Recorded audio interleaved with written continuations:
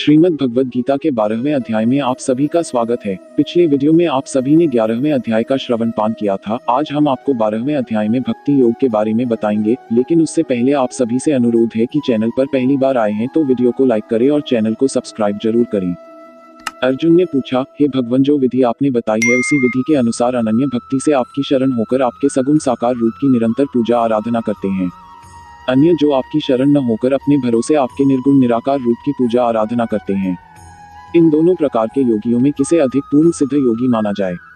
अर्जुन के इस प्रकार कहने पर श्री कृष्ण भगवान ने कहा, हे अर्जुन, जो मनुष्य मुझ में अपने मन को स्थिर करके निरंतर मेरे सगुण साकार रूप की पूजा में लगे रहते हैं और अत्यंत श्रद्धापूर्वक मेरे दिव्य स्वरूप की आराधना करते हैं, वह मेरे द्वारा योगियों में अधिक पूर्ण सिद्ध योगी माने जाते हैं। लेकिन जो मनुष्य मन बुद्धि के चिंतन से परे परमात्मा के अविनाशी, सर्वव्यापी, अकल्पनीय, निराकार, अचल स्थित स्वरूप की उपासना करते हैं,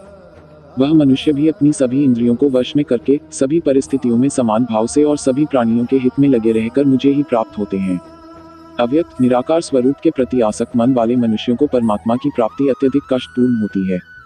क्योंकि जब तक शरीर द्वारा कर्तापन का भाव रहता है तब तक अव्यक्त परमात्मा की प्राप्ति दुखप्रद होती है। परंतु हे अर्जुन, जो मनुष्य अपने सभी कर्मों को मुझे अर्पित करके मेरी शरण होकर अनन्य भाव से भक्ति योग में स्थित होकर निरंतर मेरा चिंतन करते हुए मेरी आराधना करते हैं,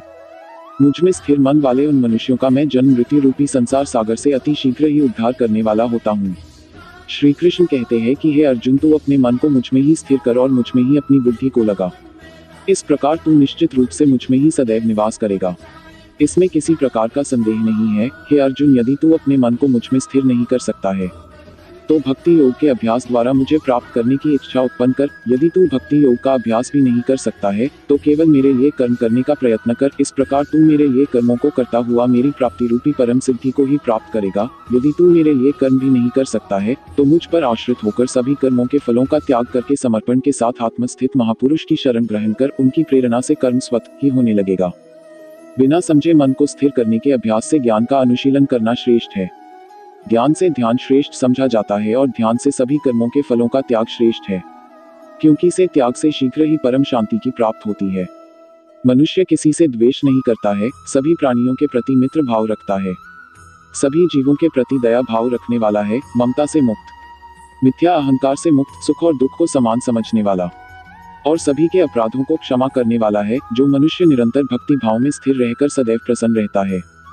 दृढ़ निश्चय के साथ मन सहित इंद्रियों को वश किए रहता है और मन एवं बुद्धि को मुझे अर्पित किए हुए रहता है, सा भक्त मुझे प्रिय होता है। जो मनुष्य न तो किसी के मन को विचलित करता है और न ही अन्य किसी के द्वारा विचलित होता है,